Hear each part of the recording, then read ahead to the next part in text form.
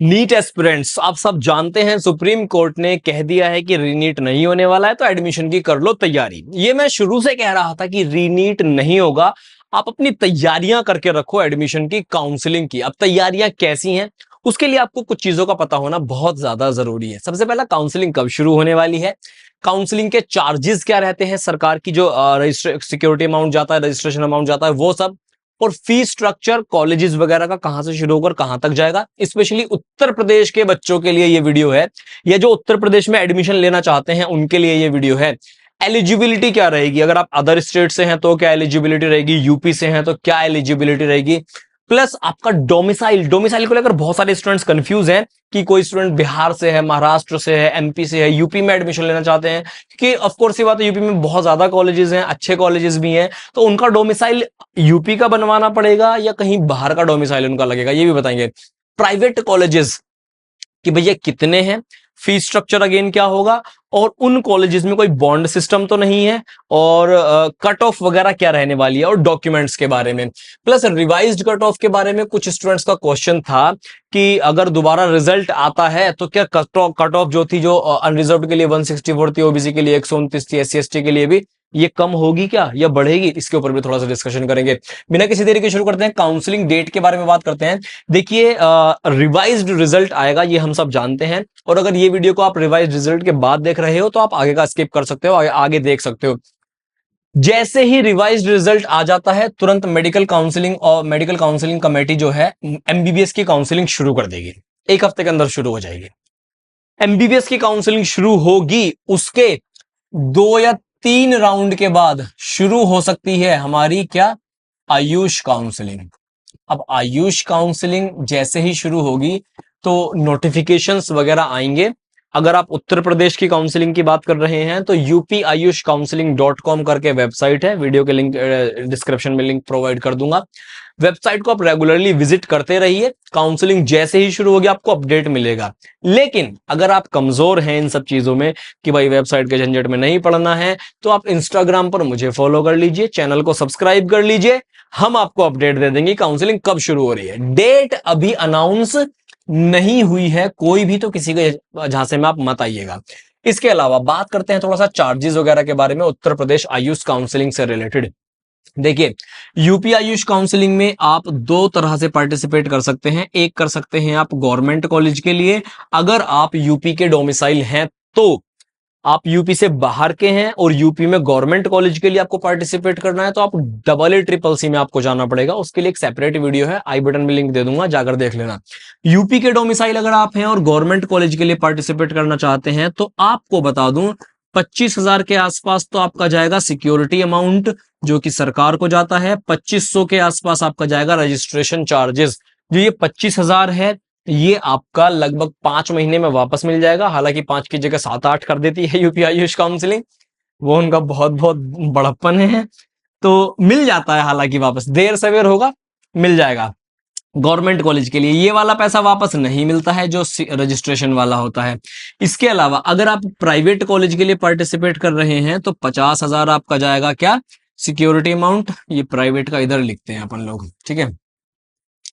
Private में अगर आप पार्टिसिपेट कर रहे हैं तो आपका 50,000 सिक्योरिटी अमाउंट है, और 2500 के आसपास आपका रजिस्ट्रेशन है। ये 5 महीने में, 5-6 महीने में वापस मिल जाएगा, और ये नॉन रिफंडेबल है।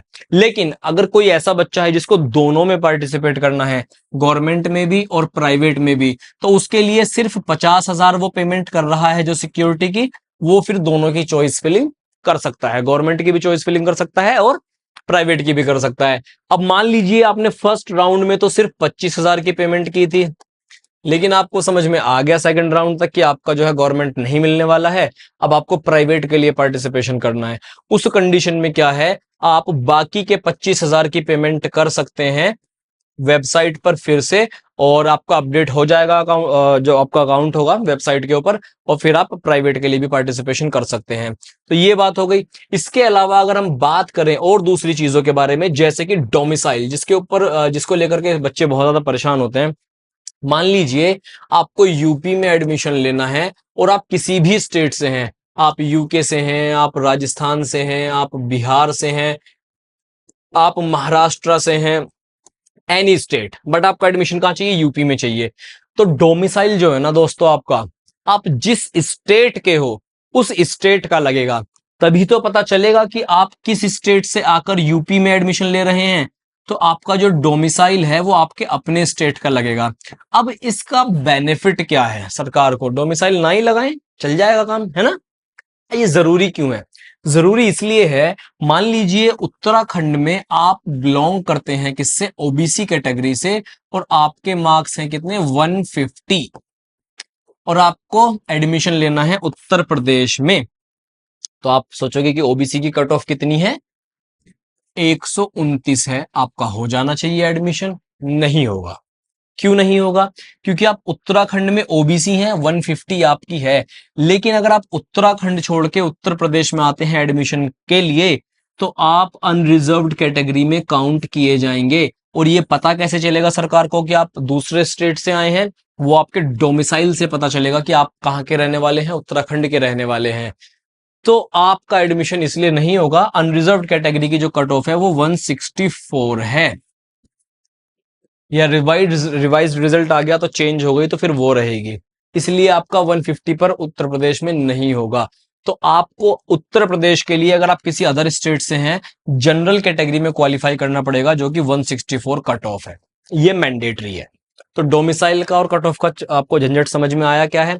इसके अलावा now let's talk about the private colleges. Private colleges जो हैं, प्राइवेट कॉलेजेस में क्या इंपॉर्टेंट चीजें हैं, देखिए यूपी में लगभग जो है इस बार 70 से ज्यादा प्राइवेट कॉलेजेस का परमिशन आने वाला है एनसीआईएसएम की तरफ से। बहुत सारे लगभग 35 कॉलेजेस का परमिशन आ भी चुका है, और कुछ कॉलेजेस को इस बार ग्रेड भी मिलने वाला है, जैसे कि नैक ए ग्रेड होता है, नैक बी ग्रेड होता है, A++ होता है, नेशनल एक्रेडिटेशन सिस्टम वगैरह के थ्रू मिलते हैं। यहाँ पर एनसीआईएसएम ग्रेड देगा, और कुछ कॉलेजेस को वो प्राइवेट कंडीशन में ग्रेड वगैरह देने वाले हैं। 70 से भी ज्यादा जो है कॉलेजेस का इस बार परमिशन आने वाला है। और जो थोड़ा सा बात करें कट ऑफ की, तो जो आपका ये कट ऑफ है नॉर्मल नीट का पार्टिसिपेशन वाला क्वालिफाइंग कट ऑफ 164 एंड 129, अगर आपके इतने मार्क्स हैं तो आप किसी भी कॉलेज के लिए पार्टिसिपेशन कर सकते हैं। लेकिन इसका ये मतलब नहीं है कि आपको इतने मार्क्स क्वालिफाई होंगे तो किसी भी प्राइवेट में जाकर के आप एडमिशन ले लेंगे, नहीं। हर एक प्राइवेट कॉलेज का कट ऑफ भी होता है, जिनमें एडमिशन कम होते हैं उनमें बिल्कुल क्वालिफाइंग पर भी एडमिशन मिल जाते हैं, लेकिन सब में नहीं मिल पाते। और आप इस भूल में भी मत रहिएगा कि आप मान लीजिए आपके 500 नंबर हैं जनरल कैटेगरी में, शुरू के 2 या 3 राउंड तो आपने ट्राई किया गवर्नमेंट के लिए, अब आप चौथे राउंड में चाहेंगे कि आप बहुत अच्छा कॉलेज ले लें, आप लखनऊ का जैसे सरदार पटेल ले लें, या धनवंतरी चंडीगढ़ ले लें, या पतंजलि ले लें, प्राइवेट ही तो है, मिल जाना चाहिए आपको। ऐसा नहीं है, जो अच्छे प्राइवेट कॉलेज होते हैं फर्स्ट राउंड में सब फुल हो जाते हैं, तो पहले से ही मन बना करके रखिएगा। तो 70 से भी ज्यादा कॉलेजेस की परमिशन इस बार आने वाली है, और बहुत घमासान है एडमिशन के लिए, भयंकर तरीके से जो है कट ऑफ आगे बढ़ेगी, और बहुत अच्छे से आपको काउंसलिंग भी करवानी पड़ेगी। उसके अलावा डॉक्यूमेंट्स की अगर हम बात करें, तो डॉक्यूमेंट्स के ऊपर एक बहुत जबरदस्त मसालेदार वीडियो बिल्कुल डिटेल में एकदम से बनाया हुआ है मैंने, ऊपर आई बटन में लिंक है या डिस्क्रिप्शन में जाके, या मेरे चैनल पे जाके ढूंढ लो, बिल्कुल एकदम डिटेल में जिसे कहते हैं सारे डॉक्यूमेंट्स के बारे में बताया। उस वीडियो को जाके देखो, सब कुछ आपको समझ में आएगा, तो वो वीडियो आप देख सकते हो। उसके बाद रिवाइज्ड कट ऑफ, क्या ये जो 164 था और 129 था ये कम हो सकता है? तो इसके कम होने के चांसेस कैसे होते हैं मैं आपको बताऊं। मान लीजिए एक होने वाला है स्ट्रे वैकेंसी राउंड, जो कि सबसे लास्ट में होता है। कुछ कॉलेजेस में सीटें खाली रह गई, कॉलेजेस ने भी रिक्वेस्ट किया एनसीआईएसएम को कि भाई कट ऑफ थोड़ा सा कम कर दीजिए, और बच्चों ने भी रिक्वेस्ट किया।